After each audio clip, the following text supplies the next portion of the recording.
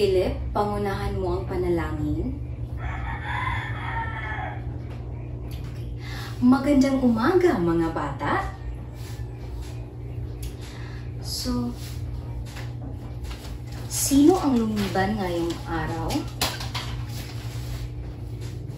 Magaling dahil walang lumiban ngayon.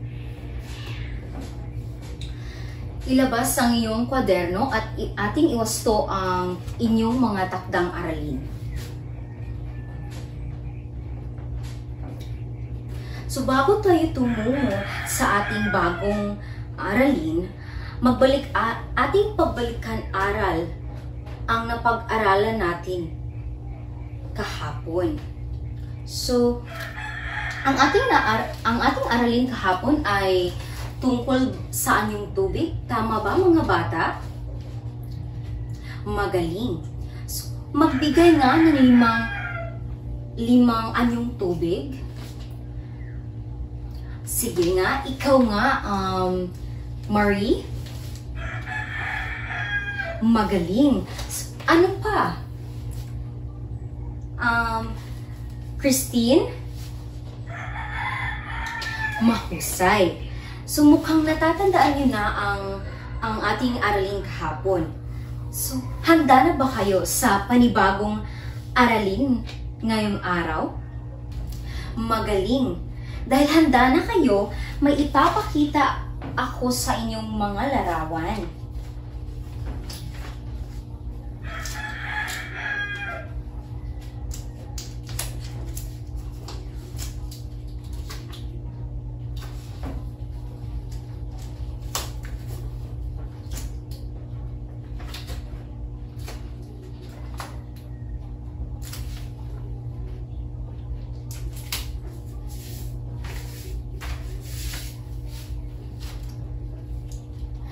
Batay sa nakita niyong larawan, ano kaya ang ating tatalakayin ngayon? Ikaw nga, Christine? Magaling. Ano pa? Ikaw nga, Ivan? Ano pa? Mahusay. So lahat kayo ay tama. Ang ating tatalakayin ngayon ay tungkol sa mga likas na yaman sa ating bansa. So ano ulit ang ating tatalakayin ngayon? Magaling. So ang likas na yaman ay ang mga bagay na nagmumula sa kalikasan, tulad ng lupa, kabundukan, kadagatan, at mga ilog at lawa kasama ng mga depositong mineral na nagbibigay ng pangangailangan ng tao. So, isa sa mga likas na yaman ng bansa ang yamang lupa. So, kung makikita natin dito, meron tayong larawan ng mga halimbawa ng yamang lupa o nagmumula sa yamang lupa. So, mula sa lupa, itinatanim at nakakapag-ani ang mga tao ng palay at saka sari-saring gulay at prutas. 'Di ba? Alam naman natin kung saan tinatanim ang mga prutas at mga gulay. So, dahil dito, ito ay matatawag natin na yamang lupa. So, umaasa rin sa lupa ang mga hayop sa kanilang pagkain. So, hindi lang pala tao ang nangangailangan ng yamang lupa, pati na rin pala ang mga hayop. Ang kagubatan ay bahagi rin ng yamang lupa na tinirahan ng mga maiilat na hayop. So saan nga ulit umaasa ang mga magsasaka at mga hayop, mga bata? Sa yamang magaling, sa yamang lupa. So narito nga pala yung halimbawa, no? ang palay or mais at saka sari-saring prutas at gulay. So ngayon naman, tumungo tayo sa yamang mineral ng ating bansa. So, ang yamang mineral ay mahalagang sangkap sa paggawa ng kailangan ng mga pabrika at industriya. So, nakukuha ang yamang mineral sa ilalim ng lupa. So, may mga mineral tulad ng ginto, bakal, at tanso. May mineral din naman na di metal tulad ng marmol, geothermal, petrolyo, langis, at elektrisidad. So, yun ang mga halimbawa ng yamang mineral. Ano nga ulit ang dalawang yamang mineral, mga bata? Magaling.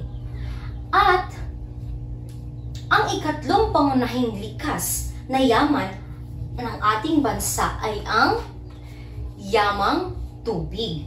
So, isang archipelago ang Pilipinas. Kaya naman, ang yamang tubig nito tulad ng dagat, gulpo, ilog at lawa ay ginagawang pangisdaan ng mga tao at pinagkukunan din ng inumin, paliguan, daan ng mga sakyanang pantubig at pagkukunan ng enerhiya. So, ang likas na yaman ng bansa ay sapat upang mahalagang pagbigyan ang pangangailangan ng mamamayan at makapamuhay ng maginhawa.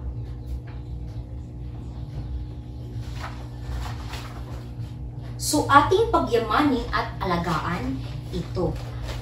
So, bilang batang Pilipino, kailangan ang iyong tulong upang mapagyaman at masagip ang mga likas na yaman na ito sa ating bansa o sa bansang Pilipinas na ating tinitirhan. So, naiintindihan ba mga bata? Magaling.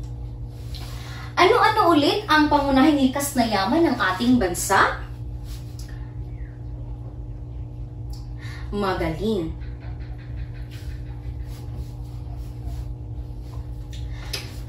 So, isang gawain ay ang nakahanda para sa inyo. Kayo ay hahatiin sa dalawang grupo, Group 1 at Group 2. Kayo ay gagawa ng panel discussion tungkol sa magandang tanawin at lugar pasyalan dito sa ating bansa at sa mga paraan kung paano ito pangangalagaan. Kayo ay bibigyan ko ng 15 minuto upang makipag-usap at makipag-usap sa inyong mga kagrupo at magprepara.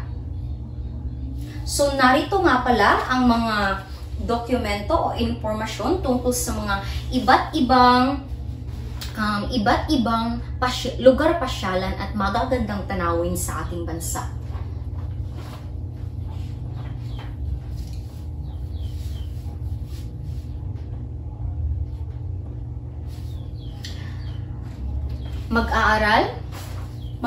Mga mag-aaral, handa na ba kayo?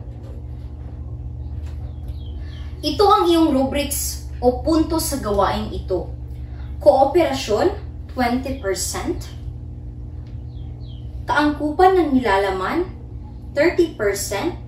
Paglalahad, 25%. At pagkatapos sa takdang oras, 25%. A total of 100%.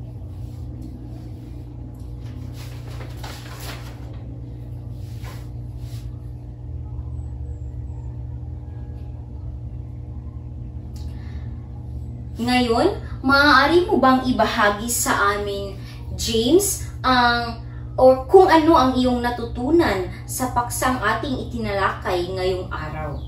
At paano ito nakakatulong sa iyo?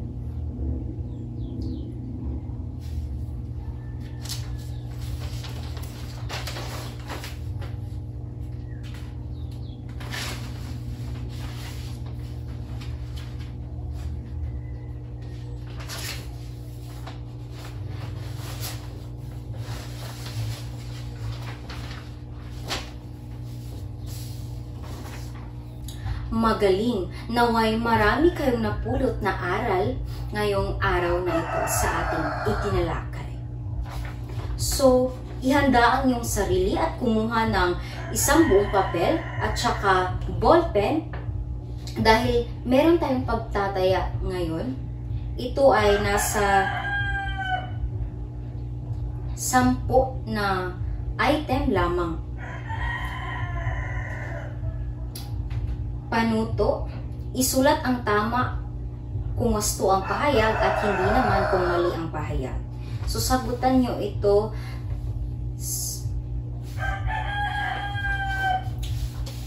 Narito ang mga katanungan. Takdang aralin. So, panuto, sagutan ang gawain C sa aklat na Araling Panlipunan sa pahina 70 at isulat ito sa isang buong papel.